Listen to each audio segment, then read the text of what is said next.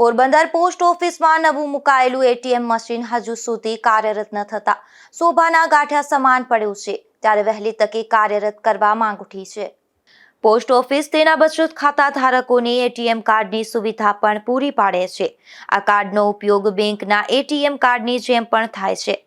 પોરબંદરની હેડ post office ખાતે આવેલ પોસ્ટ વિભાગનું એટીએમ છેલ્લા 1.5 માસથી ધૂળ ખાઈ રહ્યું છે, જેથી પોસ્ટ વિભાગમાં ખાતા ધરાવતા અંદાજે 5000થી વધુ એટીએમ કાર્ડ ધારકોને હાલાકી પડી રહી છે અને તેઓને પૈસા ઉપાડવા માટે લાઇનમાં ઊભું રહેવું પડે છે।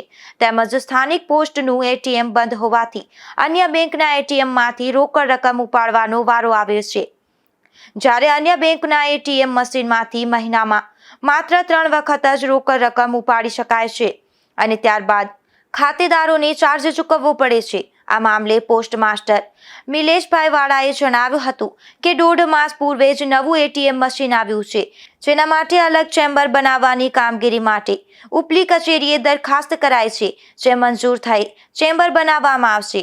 હાલ પૂરતું લોકોને મુશ્કેલી ન પડે તે માટે ચેમ્બર બને તે પહેલા જ મશીન કાર્યરત કરવા કાર્યવાહી હાથ ધરવામાં આવશે।